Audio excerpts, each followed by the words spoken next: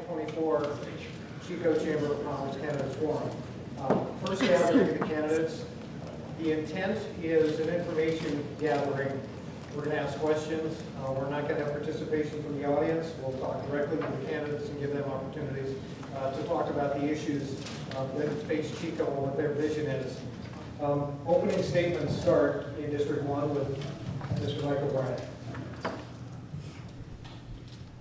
Always fun to kick things off. I do want to thank the Chamber and everyone here. I know you have other things you could be doing, so it's good that you're participating in our democracy. This is an important process, so thank you for being here. I just want to say that I've had the privilege of serving this community for over 30 years. I have raised a family here. I'm a Chico State grad. All my family happens still to be in Chico. I am invested. I've been a police chief, a council member, and always a determined advocate for the safety and the well-being of this community. I will continue to do that as your District 1 City Council member. Thank you, Mike. Mike Johnson. Well, good morning, everybody. Again, thank you to the Chamber for inviting us out to be here today. So I myself am also a longtime resident of Chico, been here 15 years plus. I've raised my family here, also graduated Chico State. I've been a business owner and in fact now a member of the Chamber as well. Also a military officer in the U.S. Navy Reserve. 26 years now, I've been enlisted and officer time under my belt. I have some deep concerns about the direction I see that Chico is going at this time, particularly from the council. I also have a special needs adult daughter who would herself be homeless had it not been for us, her family, her life. Seeing the direction that we're going right now in terms of the business climate, obviously what's going on in downtown, what's going on with the ongoing homelessness crisis, I don't like the direction that the city is currently going, and I'd like to do something about that. So thank you for having me out today. Dale Bennett. So, Dale Bennett, and I meet you all. I was born in Chico, and I've stayed here almost the entire time. I did work out in Kansas City for a couple of years. And I'm on council, District 3. I ran in 2022 and was victorious. Prior to that, I was appointed to council when a person resigned shortly after being elected. So, I'm proud to be on council. I intend to stay on council. And we've accomplished a great deal. We still have a lot of work to do, and I will be there to represent you, to do the best I can for the majority of the citizens in Chico. Monica. I'm Monica McDaniel. I have lived in Chico for 30 years. I moved here as an adult college student. Putting myself through college, I worked 2 to 3 jobs at a time, and I discovered in Chico the joy of service. Along with my hardworking ethic, I got involved in nonprofits, and I worked in the business sector, the education sector, the arts sector, and so I've been in service in each of those capacities. I'm a parent. I have 2 great kids that were born here and I raised in Chico, and I'm looking forward to serving on City Council for District 3. Thank you. District 5, Katie Hawley. My name's Katie Hawley, and I'm running for City Council in District 5. I'm really excited to be running to represent a community, District 5, that I've lived, rented, and worked in for the past 6 years. There's a lot of issues that are very unique to our community, but I've been lucky enough to work at an environmental nonprofit for the past year and learn from many generations of our local leaders and give back to the community through locally distributed food and learn from so many different organizations. But there are some issues that are particular to our district, namely the roads that have been neglected. There are a lot of resources that are not in our most used areas, such as downtown Chico. So being able to advocate for affordable housing, implementing safe street design, creating practical solutions for homelessness, and forging a climate resilient future for Chico is very exciting. Thank you. Melissa Lopez-Mora. Hi, my name is Melissa Lopez-Mora, and I'm running for District 5. I was born and raised here in Chico, and I'm currently a business student at Chico State, finishing my last semester, which is really exciting. I became interested in running for District 5 when I realized that there was no major representation for us. And I think that my experience and my academic knowledge can be put to use on our council. We need someone who is coming into this without prefabricated solutions, because it's a matter of working with our council and our community to make a positive difference in our community. So I'm a candidate who wants to collaborate and wants to make a positive difference in the place that I grew up. Bryce Goldstein, District 7. Hi, I'm Bryce Goldstein, running for Chico City Council, District 7. I'm an advocate for proactively addressing homelessness, fixing our streets, and protecting our environment.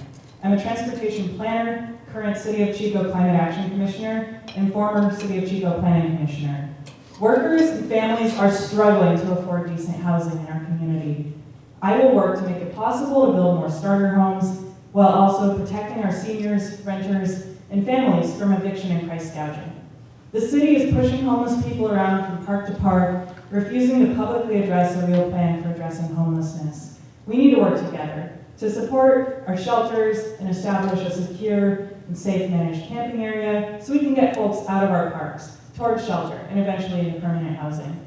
Additionally, our roads are falling apart. As a transportation planner, I'm passionate about fixing the potholes in our neighborhoods, as well as making our streets safer and better for everyone. Deepika Tandon. Thank you everyone for coming here today. Good morning. My name is Deepika Tandon. I am currently representative of District 7. I'm a mother and a local business owner. I didn't grow up here. I grew up in India. I came to United States in December of 2007 after my late husband came to India to find a bride. Unfortunately, 7 months after our wedding, in August of 2008, he was killed by a drunk driver. Things were difficult, for sure, and I was in a new country without any support. But I learned things really fast. Being a single mother and a business owner for 16 years, single mother for 8 years. I remarried in 2016, and I decided to run for office in 2020 after I seen what had happened to our community. My business was practically vandalized almost every day. And I'm here seeking another term, trying to find solutions for our city and represent District 7. All right, thank you, candidates, for your opening statements. We are going to jump right into questions next, and our first candidate to respond will be Monica McDaniel in District 3. And our question, you'll have 90 seconds to respond. What do you consider the most important issue to local businesses, and what is your plan to address it? The most important business, what the most important issue to local businesses? Yes. So I think that the most important issue to local businesses is keeping them solvent and having people be able to participate in the business in terms of buying from them and using their goods and services. I think that one of the barriers to that is the different problems that's plagued the cities is the unhoused population. They, not that they are stopping business, but I can see that that is a barrier. That has been a barrier all over the city. My plan to help businesses is to support them, to make it easy and make it accessible for them to conduct their business in the city, and I want to support their economic growth. There are not a lot of jobs in Chico that are unique for residents to have, so our businesses need to be supported by not just people who already live in Chico, but people who live outside of Chico. And so we need to support economic vitality by figuring out how to bring more people into Chico to support the businesses that are already here. Great. Thank you, Monica. 90 seconds. So I actually feel that the business climate in Chico is robust and strong. The first quarter sales tax were down 5.5%, which isn't good, but it's still healthy. I believe we should, as a community, support our fellow businesses, and I think that is the most important comment I'm going to make. You need to support businesses here in Chico. Amazon's great sometimes, but if you can find it here in Chico, stay off the internet, provide financial resources, financial stability to our business here. I know it's very convenient to go to Amazon, but please think about it. think about what is best for our community, which is to support our businesses. That's number one, number two, and number three. And we have a robust economic development leg to the city of Chico. Jennifer is here with us. I can't see right now, but she's doing an excellent job in economic development. Very, very strong. She works closely with anybody that is thinking about coming to Chico, expanding in Chico, relocating in Chico, and that support, not only from her department as well as from Mr. V. He's always going to be involved in every And that's facet. fine. Thank you, Dale. Thank you. Next will be District 5, and we're going to start with Melissa Lopez-Mora.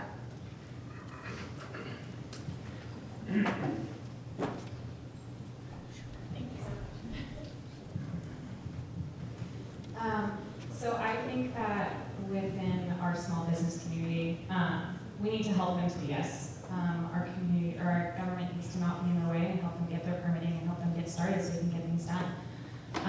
I think to support these businesses, the best thing to do is make city the best place to live, because when people come and live here, our businesses are going to be supported.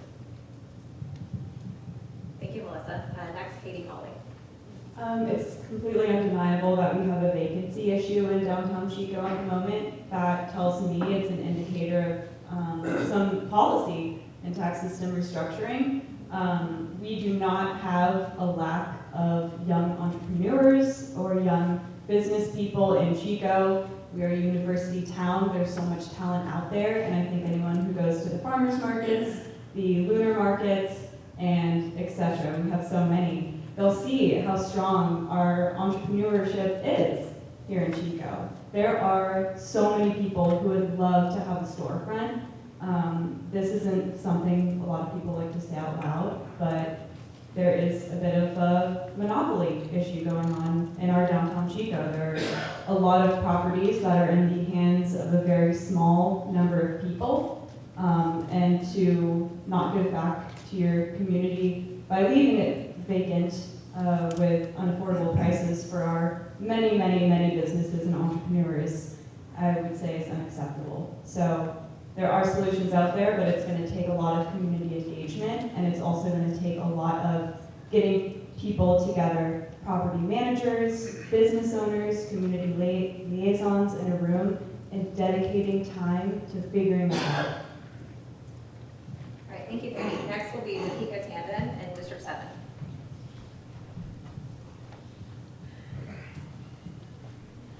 Being a small business owner, I totally agree that small business owners make the backbone for our economy, not just for Chico.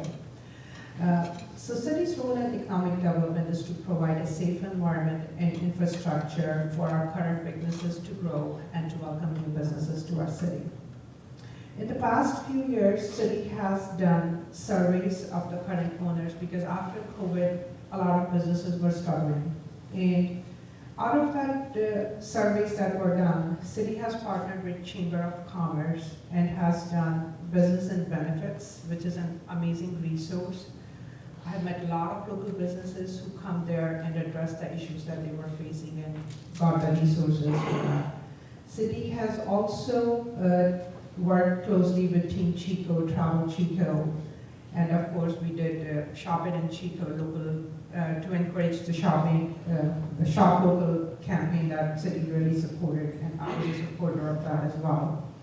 In addition to that, we need to really, in order for the businesses to feel safe, our Chico State is a big anchor for our community, and we have seen the drop in the student population, and the way our downtown appears right now, it's not very welcoming, and we need to work on getting our downtown clean so more students can come, which is going to benefit each and every business in our town.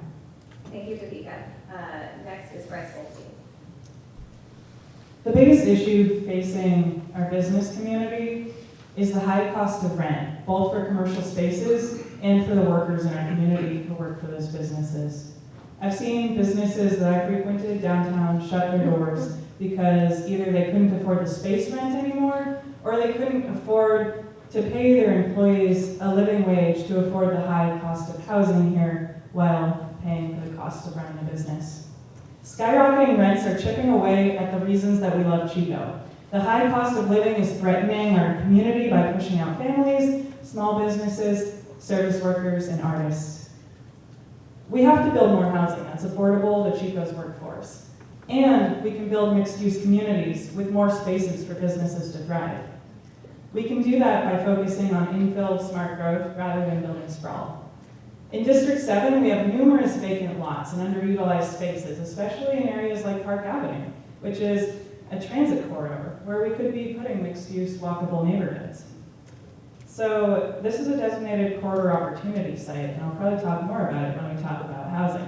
But there's so many opportunities, and those opportunities are squandered when we have excessive parking minimum mandates that cause things like the new dispensary having to buy up Show Love Thrift and tear it down to build a parking lot. So let's reduce parking minimums, let's invest in workforce housing, and let's make it so that our businesses can thrive. Thank you, Bryce. And next will be Mike Johnson in District 1.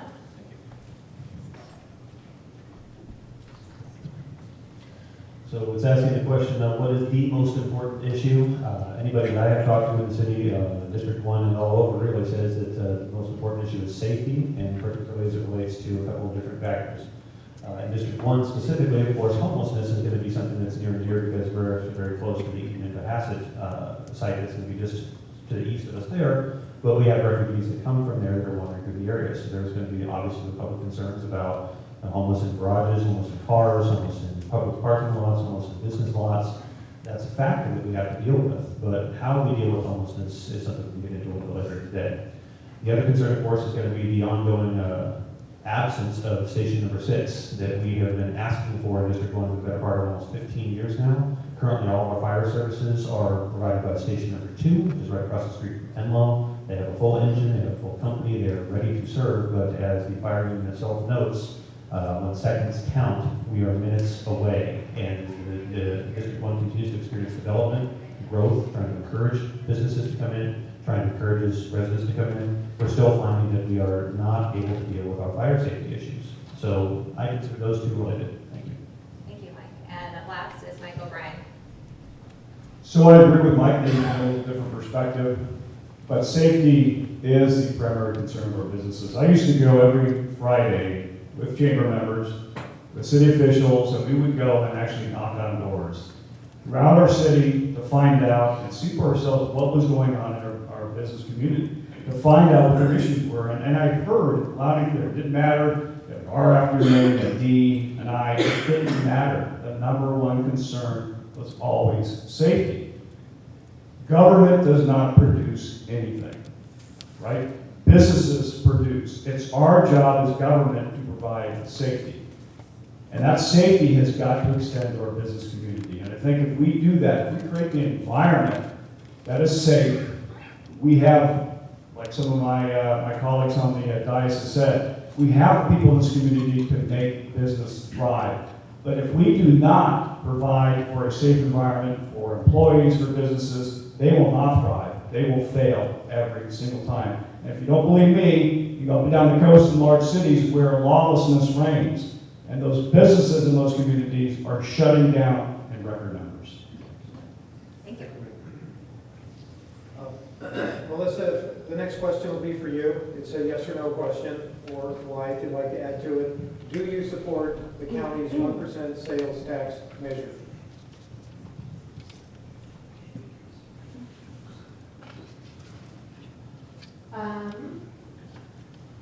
Yes.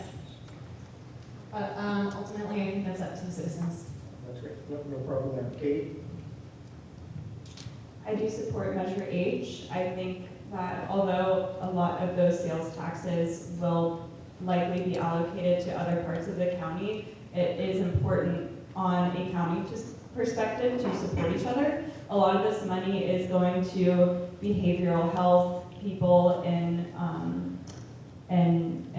the county jail expansion, as well as roads, staffing issues.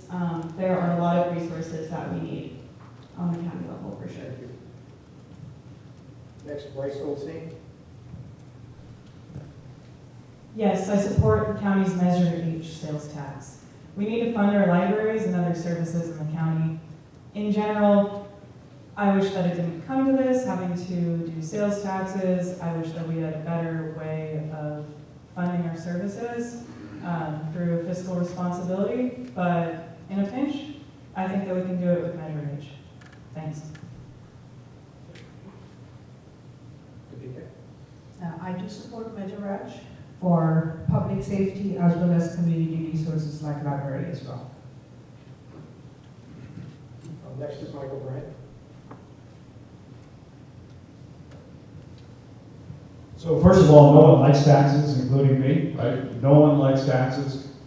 But I prefer taxes that are at the local level rather than the state and the federal government. I think our local officials will do a good job with that particular measure. I support Measure H for the city. I support Measure H at the county level because I understand that we are not an island here in Chico.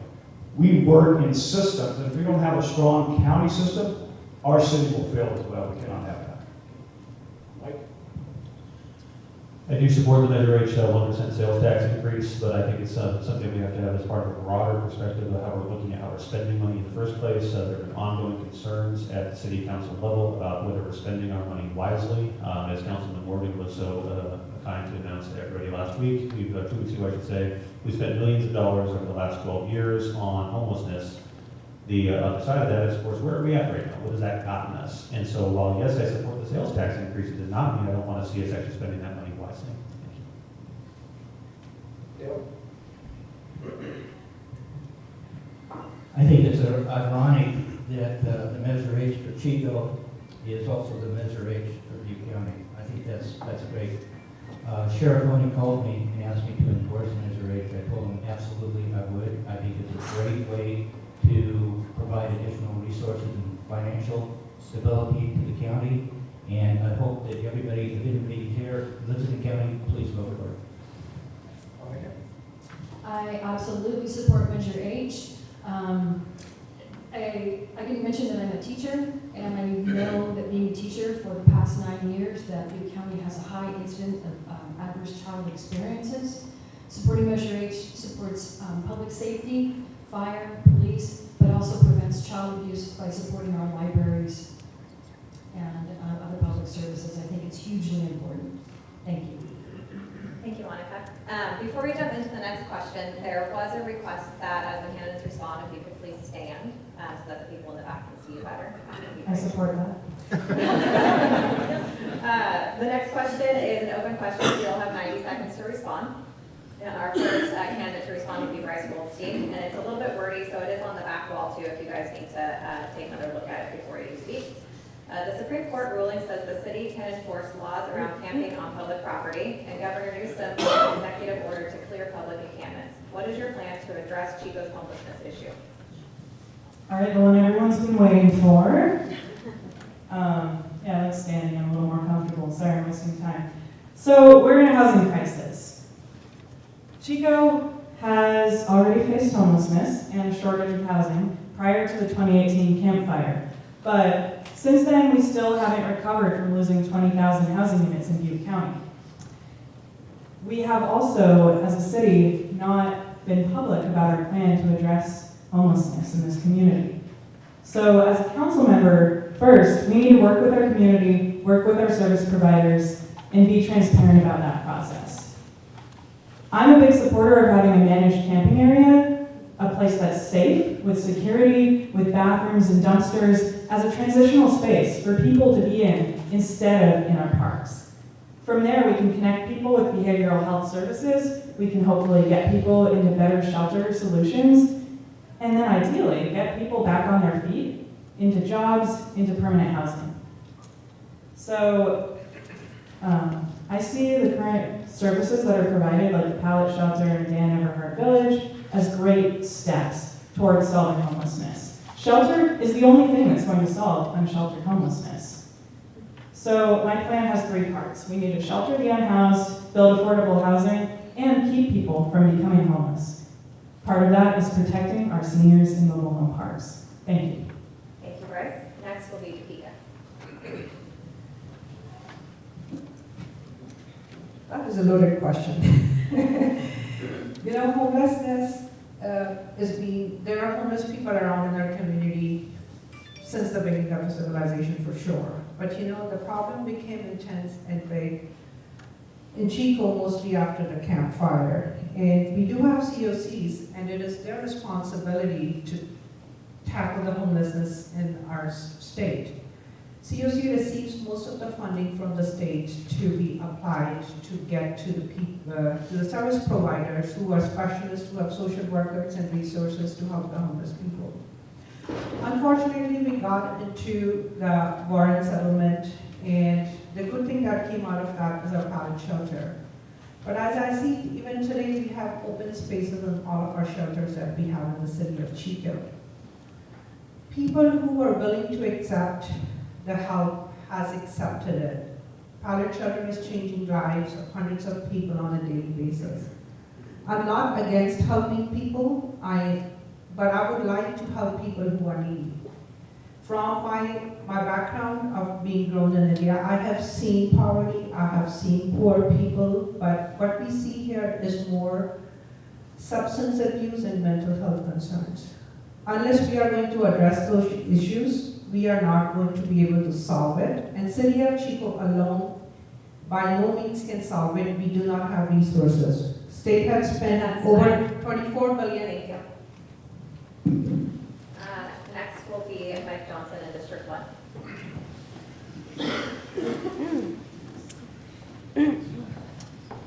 So, because this is such a personal topic to me, given the nature of my daughter at home, I've spent a lot of time looking at this and a lot of time thinking about this. Some of this comes down to how a person really treats homelessness in its own right. There are many that say, including some on the council, that homelessness is a result of primarily people being lazy, don't care, don't want to be part of society, whatever. Studies have shown that it's typically not the case. There are very few people who are truly of sound mind that choose to be homeless. It's going to come down to one of three things. They're either going to be taking the teeth financially, whether they had a job loss, campfire, lost their home, abusive situation home trying to get out of. Those people need basically just a leg out. Next level is going to be your substance abuse, whether they're going to get off of whatever sauce that they're on, if it results back in being a productive member of society. Some can help, some maybe not so much. And then the third is going to be your mental health. Those that are going to be treatable with medication, therapy. Some are going to be perhaps a better solution than institutionalized. But the question comes down to how do we deal with that? And so the studies have shown that the large-scale encampments, while it's better than nothing, nobody would want to live there. The question of having a large-scale encampment with hundreds of people, it's very difficult to keep clean, safe, get services to them, does not typically work versus smaller encampments where they're closer to social services, closer to the people that can give them the resources they need to get back on their feet and get back to productive society. Looked at the numbers, about $500,000 per year could be brought in just off of us converting some 20% of our homeless population. I think that's the plan we should be looking at. Thank you. Thank you, Mike Johnson. Next, Michael Bryan. So obviously this is a question that all of us need to be able to address with some competence. So from my perspective, I look at two things. I look at compassion and accountability. I think we need both. They're not enemies. So I come from that perspective because I've been in law enforcement for 35 years, and I also was the board chair of the Jesus Center for 8 years. So I understand this issue very intimately. I also understand the need to provide opportunity for those that are in the throes of homelessness. And our pallet shelter does a fantastic job of doing that. CHAP does a fantastic job. The Jesus Center does a fantastic job, as does the tourist shelter. But we should never, ever give up our public spaces to this issue. That's not healthy. And what we're seeing in those encampments, large or small, are not good. They have not been good for a community. And by the way, they're not good for those individuals. What really is driving this issue is not a lack of affordable housing. The issue has to do with addiction and mental illness. Those two things are co-occurring together. That's the ones that we have trouble in getting into services, the service resistant. If we don't address those two things, addiction and mental illness, we will never get a handle on this particular issue. Thank you, Mike. Next will be Monica in District 3. All right, this is a big question. So I keep looking back at it. So, there should be no camping in unauthorized places in public property. There should be no camping in the park, period. There should be no camping in bikeways, near schools. Like I just mentioned, there have been some solutions that the city has done. There have been barriers for some people to get into things like the pallet shelter. I mentioned earlier that Butte County has a high incidence of adverse childhood experiences. Well, that results in adult adverse experiences. That results in adults with mental illness that leads to substance abuse. People who are not able to help themselves need to be supported in a way that helps them rebuild their lives. I believe my plan has to do with collaborative solutions that over partisan politics. I've seen too much partisan politics on the council as opposed to real solutions. And I think that there should be managed campgrounds where people can participate in their welfare and their well-being rather than illegal camping that we've seen all over the city. Thank you. Thank you, Monica. Next, Dale Bennett. So I'm going to read something to you first. You can stand. I need to read it. Okay. I will in a second, thank you. The Butte County-wide homeless continuum of care, their responsibility and their mission statement is to end homelessness for those that are experiencing homelessness as well as those at risk of homelessness. My plan is to continue to support them. They have 43 different agencies and organizations which are helping the homeless, which are addressing the problem. My plan is to support Continuum of Care, COC. They will have a 44th member as soon as the Sobriety Center joins them. So that's my plan. I've been working on this for 2.5 years, and we have been meeting endlessly at City Council since I'm on the City Council to try and do what we can. We've made some great progress. We still have a ways to go. And as far as any comments about not being more public about our discussions, we couldn't do that. That was impossible. We were under court order not to discuss it, and I, for one, am going to follow the directions of the judge telling me to be careful. So, again, we've made progress, and we have a long ways to go, and I intend to be on council to continue with my efforts. Thank you, Dale. Next will be Katie Hawley in District 5. So reintegration back into housing and into work is the ultimate goal, which, keep in mind, a lot of people who are homeless right now are either past the age of retirement or they have a disability that is preventing them from work.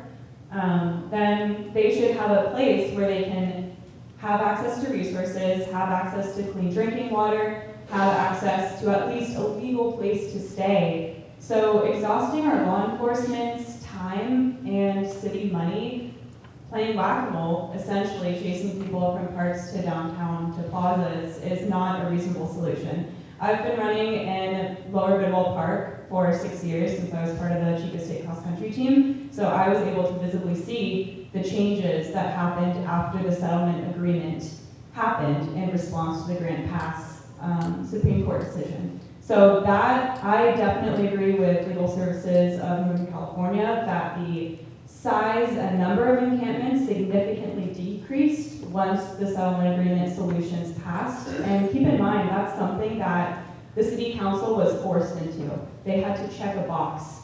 Imagine what we could do with a City Council who wants to create these solutions because it's the right thing to do and it keeps our community safe. Thank you. Thank you. And next is Melissa Lopez-Mora. You know, the county and the state had to come up with a solid solution for this. And it's going to be a process of working together to find the best way forward, but we cannot be going backwards. We need to help people that need help, and our solutions need to make sense. Ultimately, we've been spending so much money on this problem that the city has no more money to spend, so we need to use the resources that we have and find a way forward. The next question is kind of a follow-up. My counsel will start with you. If someone is experiencing homelessness but refuses help and support, How should the city address it? Thank you for the question. The lion's share of those types of refusals are largely going to come from whether somebody believes that it's a place that they want to be at in the first place. I've been out to the sites, I've been out to Eaton and Bass, I've been to the Door Shelter, I've been to the Everhart. You know, some of these places are so much better than others that if you go out to the Eaton and Bassett sites, the ones that just bulldozed recently are the ones that are out there. It's squalid, there's very little support of it, there's law enforcement trying to prevent them from leaving the site, there's a little help to be had. Who would want to live there? If you would want to camp there for a day, who would want to live there? And homeless people may have their own issues, but they're not stupid.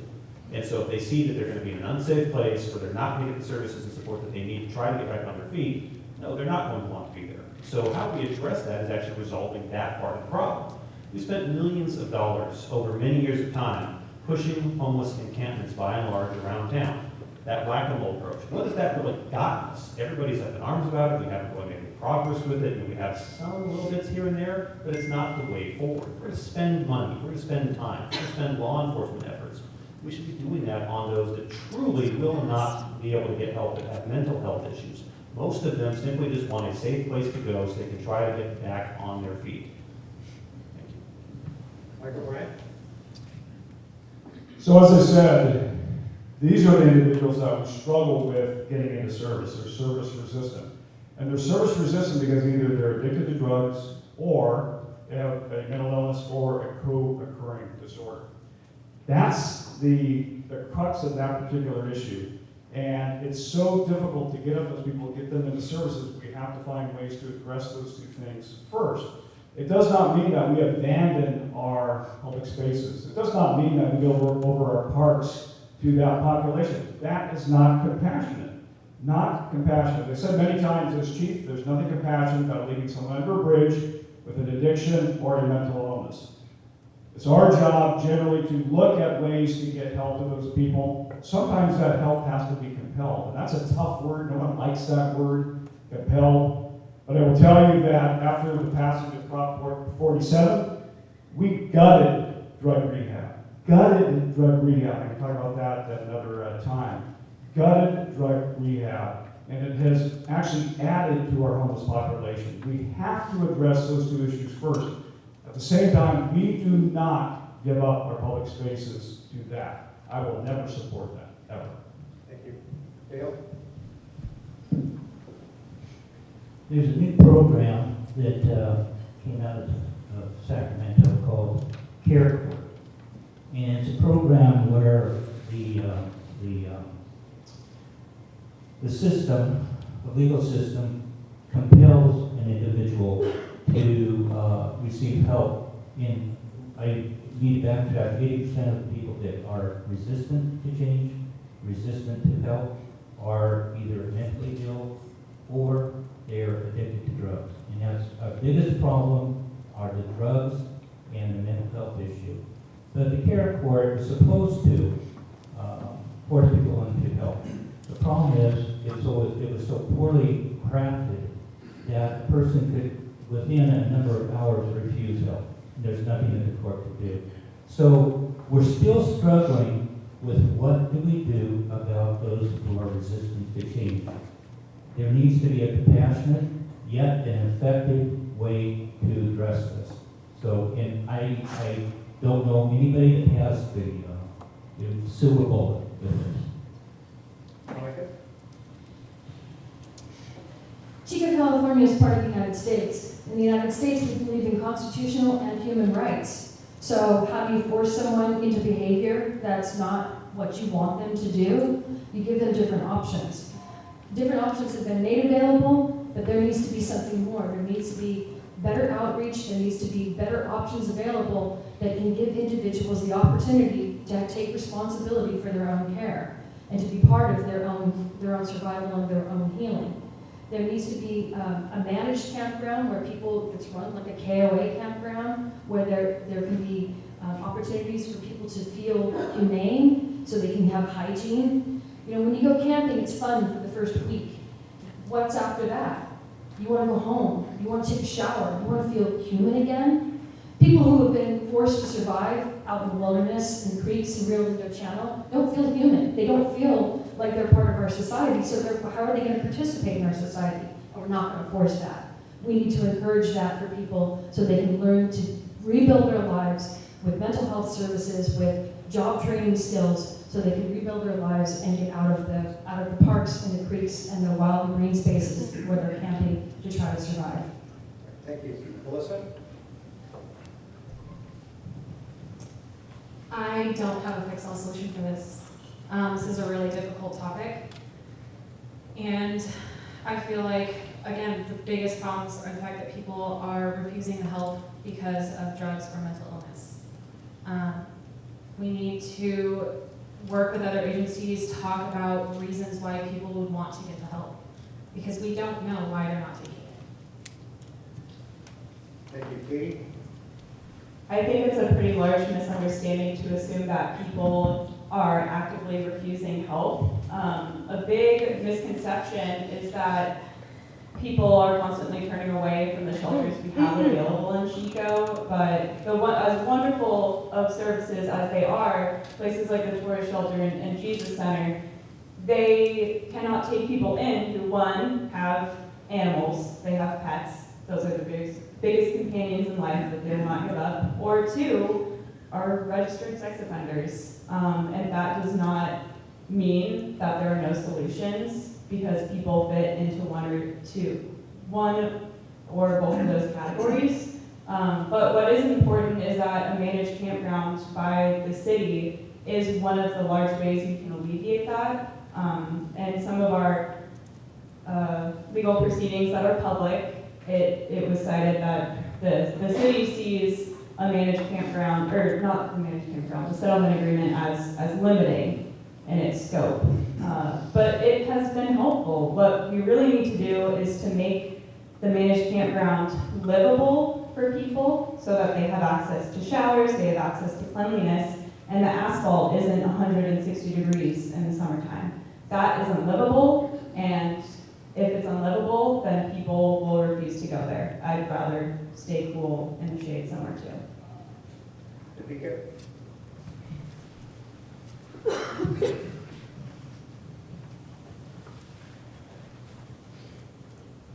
I'm going to say something that you might not like, but I personally believe that everybody is born in a home. And people become homeless sometimes by the circumstances that are out of their control, and sometimes by the choices that they make. Unfortunately, I have a lot of people who do not have housing at this moment. And I volunteered to do the pet count a couple years ago, so I could go out and talk with the people myself personally. And what I have heard from a lot of people during that time is, I do not want any rules. Nobody should tell me what should I do. And of course, nobody tells me what should I do in my home. It's my house, I can do whatever I want. But if we are expecting someone to take care of us, I would like to see some accountability, some rules put in place. And I would personally like to see the barriers that are stopping people from going in there, whether it's a substance abuse or an animal concern. We can try to encourage our community to become foster parents for the pets till people can go into treatment and get their pets back after that. It is not an easy one-size-fits-all solution. It has to be case-by-case basis, and we have professionals who specialize in it. City would be happy. I would personally support city to partner with them instead of trying to find solutions for all of these things today. So, thank you.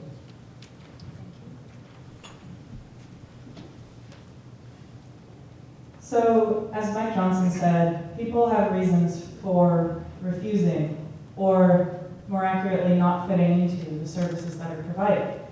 And we talked about some of those. We only have limited spaces in our existing shelters.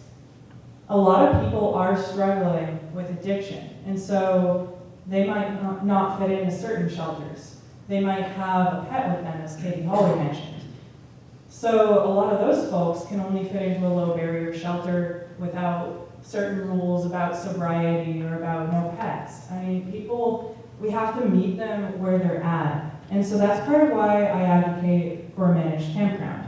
Because A managed campground gets people out of our parks into a space that's safe, where they can connect with behavioral health, they can connect with sobering services, they can bring their pet, they can have their own space where they can sleep, maybe even take a shower and get back on their feet. I also want to mention another reason why services don't work for everybody. Some people might not work well in a room with several other people, especially if they have pre-existing bad relationships. And so some people who I worked with at Safe Space in my volunteering efforts were resistant to go to the tourist shelter because there were people there who they didn't feel safe with. So at a managed campground with security, there might be more space for people, so that's a great option. Thank you. The next candidate to speak first will be Dale. And this is a yes, no question, but you have 30 seconds if you'd like to expand. Do you support keeping the Genesis Pallet Shelter open, yes or no, and why? Yes.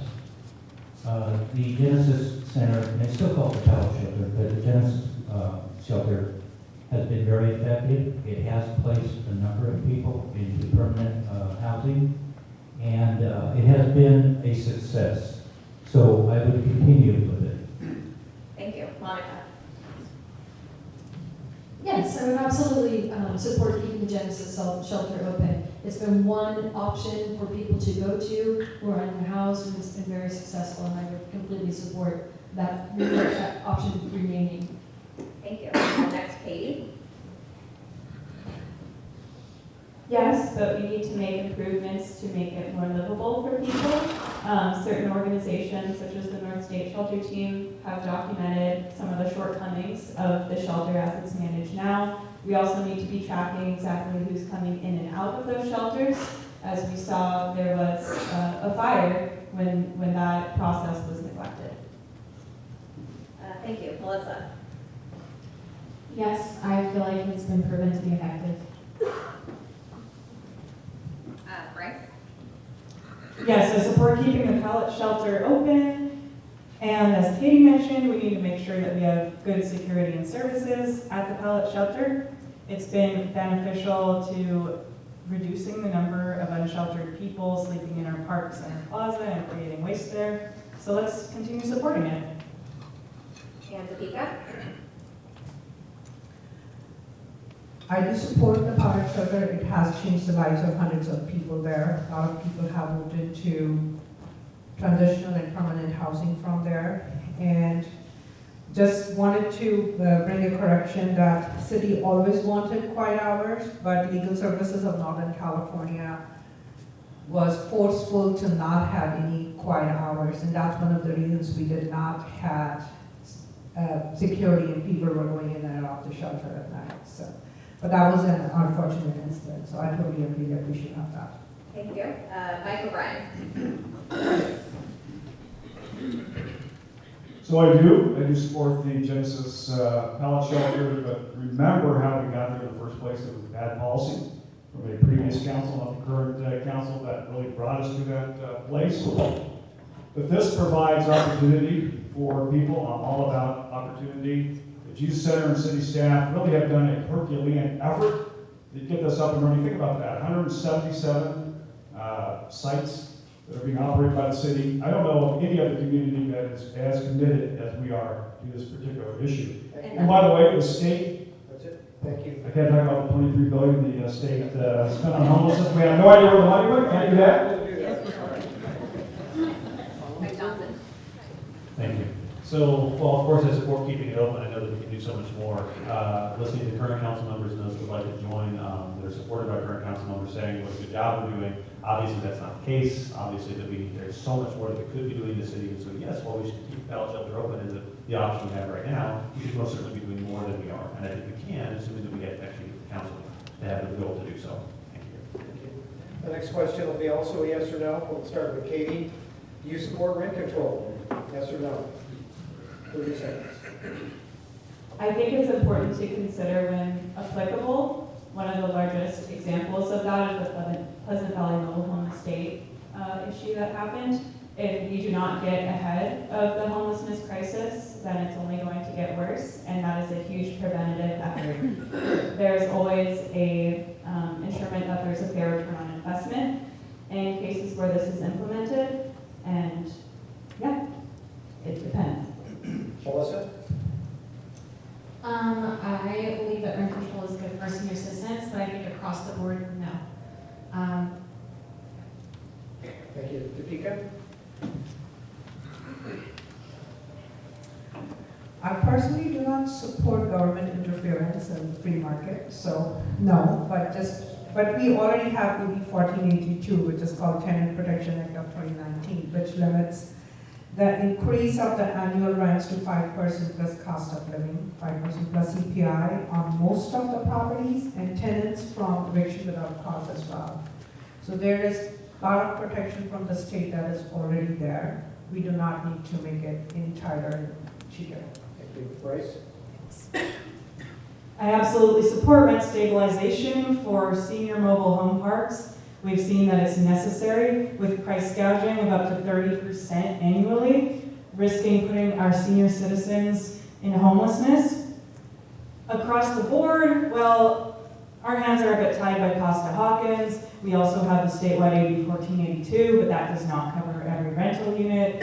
I'm open to it for certain cases, but I think the focus should be on building more affordable housing. Thank you. Next would be Mike Johnson.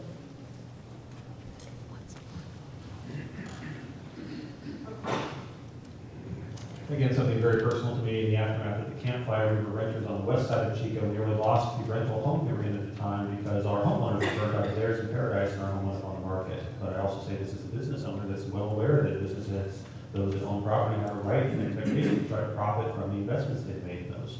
So I think this is something that we always have the ability to look at. I think we should be looking at it. The fact that we're not is probably one of the things that we could be doing better. But having said that, it's a nuanced answer. But yes, I support it for certain cases. Other cases, I think we should be talking about it. Thank you. Michael Bryant? So show me a model of rent control that works and I may support it. I'm not sure it exists. I know there's always nuance in this particular issue with certain situations of free market capitalism. Sometimes there needs to be a little adjustments. But generally speaking, I have not seen a rent control model that works. Show me one that works, I may support it. Thank you. Monica? Do I support rent control? No. Do I support rent stabilization? Absolutely yes. There's a difference, and I don't know why the semantics of rent control, which came around the time of the Great Depression, has lots of problems for property owners, has lots of constraints to it, keeps getting mixed up with rent stabilization. Our seniors, people with disabilities, veterans, vulnerable populations need affordable housing. A lot of them live on fixed incomes, and they need their rent stabilized so they can continue living there so they're not tomorrow's homeless people. Dale? I do not support government becoming more involved in private property rights. It is a free market, and we need to allow the free market to determine its destination. And rent control and rent stabilization are the same thing. It's a determination of when, how, and to what extent rent is modified. Thank you. First, for the next question will be Deepika. How do you define affordable housing? What strategies would you implement to create more affordable housing in Chico? And do you prioritize more single-family homes or multifamily units being built? The dictionary definition of affordable housing is something that a person with median income can afford to buy. But in general consequences, when we sometimes talk about subsidized housing as affordable housing as well. So I think I'm going to try to talk about both of them separately since I have a little time. So housing is a home is a product that is available for any of us to buy, depending on the cost to build it. So if we can bring the cost down and increase the supply, it would be affordable to almost everybody, most of the people. I won't say everyone, but to most of the people.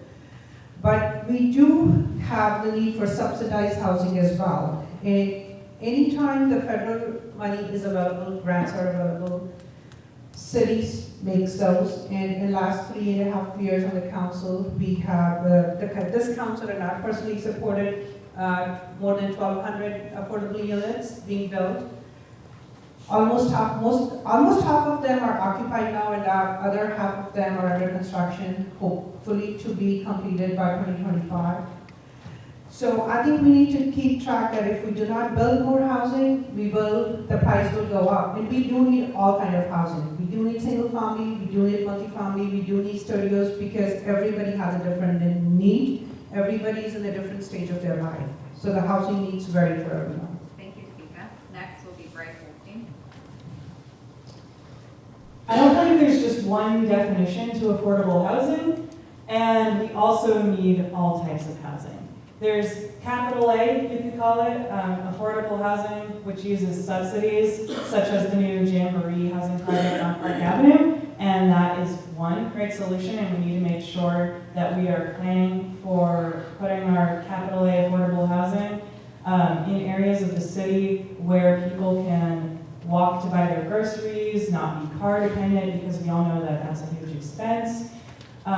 We also need to make sure that we're building a diversity of housing types. When I served on the planning commission, we approved the housing element and then oversaw the approval of the Valley's Edge subdivision.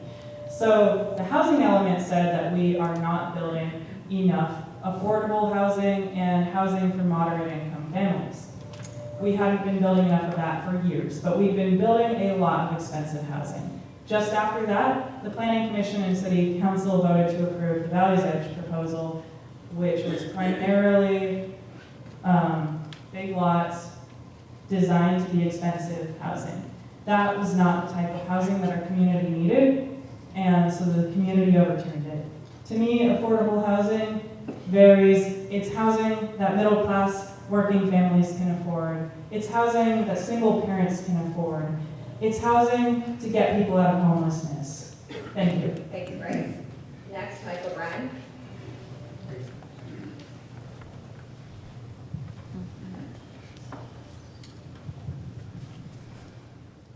So the first one is rather easy, right? We need affordable housing at all stratas. That's not just one strata, it's all stratas. As far as strategies, how about getting government off the backs of some of our developers so they can actually develop without having these really high impact fees? If you go back and you look at how much it costs to actually develop something, you'd be shocked. It's at all levels. That impacts affordable housing, impacts all housing. And actually prioritize all housing as well, whether it's single family homes, multifamily. I know we need a combination of both. I support all of that. Thank you. Mike Johnson. Thank you. So clearly the market is changing. Chico is a college town by and large. We have a transient population that comes in 3/4 of the year. And we're seeing that society wants to have typically smaller homes where they have access to services that are nearby to them to make a better quality of life and convenience for themselves. And so while yes, we need to develop, we need to grow, we need to be a little smarter about how we're doing that. The notion of investing more into larger properties, single family homes that increase sprawl, separate us from each other, separate us from the services that we need, that's not the way to go. And especially in a town like this, we need to have a greater number of homes and properties and rentals that people can get into that are closer to the services they want and need. On top of that, if we're looking at the ways to try to incentivize developers to come in, we have some good programs in place. I think we could do better in looking at that outreach to developers. Again, going back to the homelessness issue, the more we deal with homelessness as an endemic issue, we make these communities more desirable to invest in, more desirable to build in, and hopefully more desirable to live in. Thank you. Thank you. Next, Dale. I don't need to define affordable housing. The state of California has already done that. It's a combination of factors and percentages applied to a median household income. 30%, 40%, 50%, and then up to 80%. One of the projects, the Senator Connors project, is going to be opening this fall. They will have 165 affordable units there. And so what we have done, the city of Chico, is supported development of affordable housing. Brendan Beek has done an excellent job, and he will continue to do so. So we need to support those entities and those businesses and those developers that want to come into Chico and create affordable housing. Valley's Edge was a great project, a great project.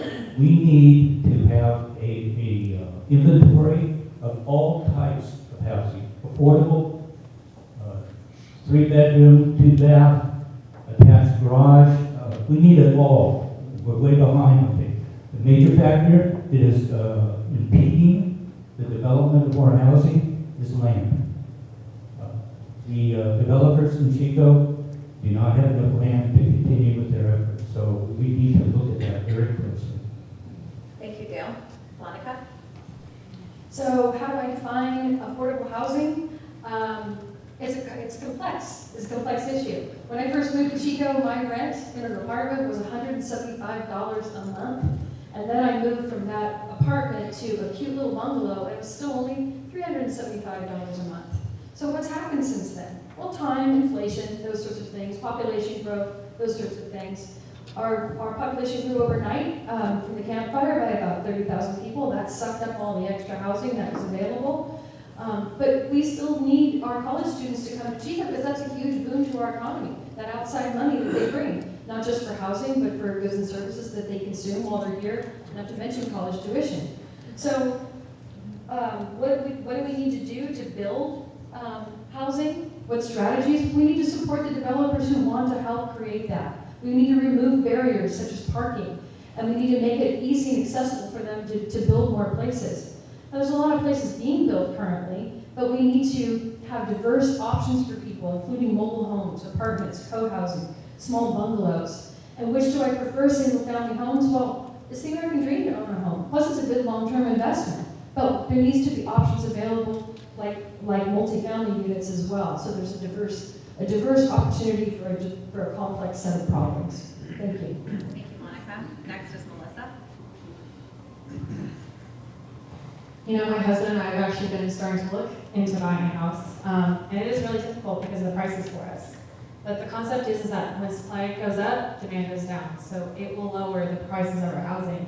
The biggest thing is we need to get out of developers' ways. We're making it so difficult with the number of requirements we have for building homes. And I support all types of housing. Everyone needs to be able to accommodate with in whatever income level that you have, and I am pro housing choice. Thank you. Katie? To support the organizations that help create more affordable housing, like CHIP, CHAT, Housing Authority of Butte County, and our private developers, we need to create opportunities for them. That means upzoning some of our centrally located blocks when applicable, when there's a need for it. That also means getting rid of parking minimums based on square footage, which has been a disaster for the city. I mean, when one storefront goes down, it's a whole abandoned parking lot for years, just like Kmart. And on top of that, residential barrier requirements need to be lessened as well. That can include things like front lot minimums and such. There's so many things, but supporting our developers and giving them opportunities to build more housing and a diverse set of housing is number one. And back to the single-family homes or multifamily units question, affordable housing doesn't have one type fits all. Single-family homes can be starter homes, 600 to 800 square feet, and then you slowly build out as you can afford. That would be a dream come true for a lot of people, and I know there are small incremental developments that are happening, but people of all classes should be living together. That's why I think Doe Mill and Marion Park are wonderful projects that have brought a lot to the community.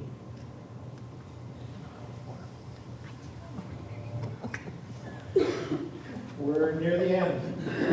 It's time for closing statements. Excuse me, we'll start with Mike Johnson. Thank you. So, hearing about what was discussed today, the notion of, why even are we running? Those of us that are seeking office, those that are seeking re-election. I'd like to think that each of us have our own reasons for doing so, but I know that some of us have a real vision for where we can go, what we want to do for Chico. We have backgrounds in service and support to the community here, and we're not here to disparage each other in that regard, but it doesn't change the fact that what we've been doing hasn't been working. Homelessness is as bad as it's ever been. We've seen so many issues along the way that we could be dealing with better. Where's the vision? Where's the will? Where's the interest in actually doing something that's not going to just enrich a few, but actually improve our quality of life here in the city, improve our business climate, improve our ability for people to want to come here as a destination to move to instead of someplace they're trying to flee away from. I'd like to think that some of us that are up here today want to make those changes, and I would like to be part of that as well. So thank you so much for your time today. Thank you. Michael Bryant?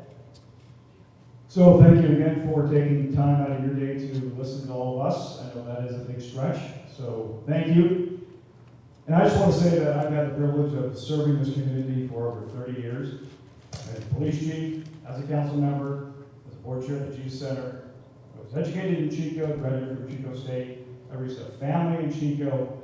We are invested in this community.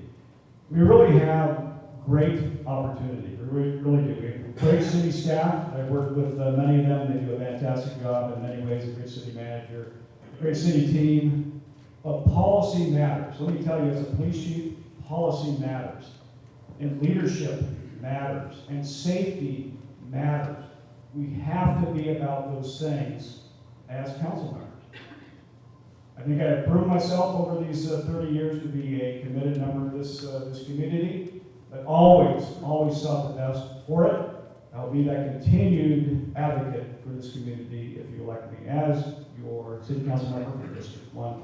Thank you again for hearing us today. Monica?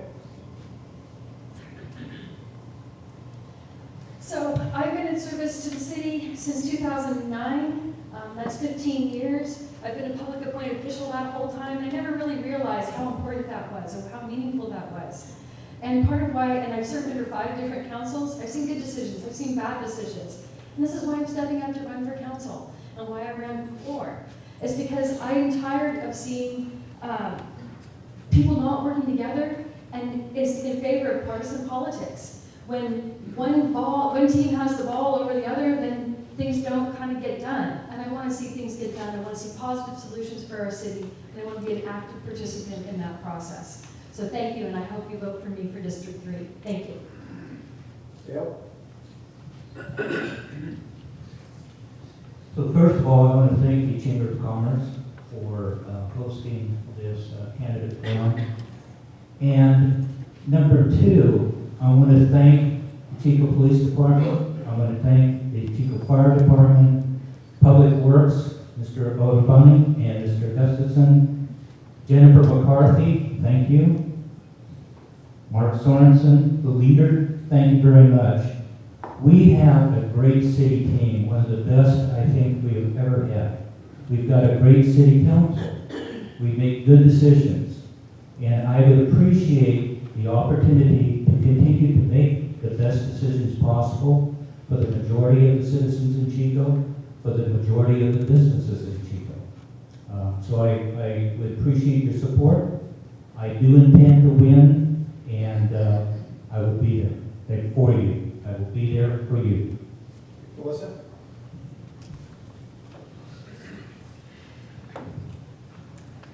I was born in Enloe Hospital. I was raised a block outside of District 5. I went to church in District 5. I went to high school in District 5. I met my amazing husband and even got married in District 5. I'm now a college student in District 5 at Chico State, and this community has been my family, and District 5 has been my home. I have so much stake in this community, and this is where I want to raise my family. I want to be a part of making Chico the best place that it can be. I think that I am someone who is more than capable of working together with people and our council members to make that good move forward in our community. So I ask that you vote for me for District 5. Katie? Although I wasn't born in Chico, I think what's most important is the fact that I've dedicated every second of my life here in Chico to being as involved in the community and as public-facing as possible. So working in the nonprofit sector has allowed me to have an eye on the grant process, keeping track of grant deliverables, and taking care of a tight budget when it's necessary for our operations. Working towards my master's degree in political science has given me the opportunity to spend time looking at case studies of different cities and local governments around the country to curate menus of different avenues towards solutions that we can find for different issues in cities.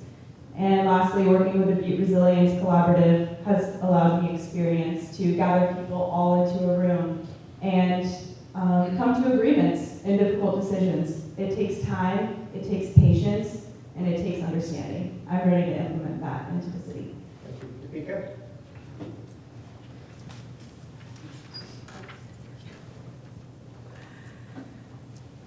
During my time on council, I supported public safety, infrastructure improvements for our roads, keeping our public spaces clean.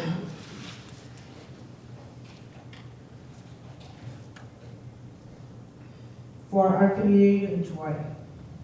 I will be working hard to make Chico a safe place to raise a family, an ideal location for business, and a premier place to live. I live in District 7, my business is located in District 7. I have vested interest in District 7 and in our Chico community. But I cannot do it alone, I need your support. If you agree with me for better roads, safe public spaces, and to implement our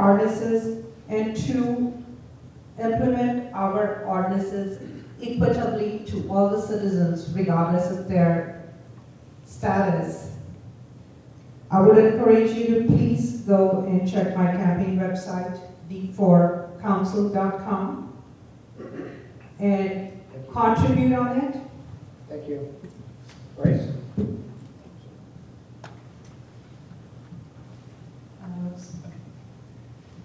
We need a council that works for the working class people of Chico.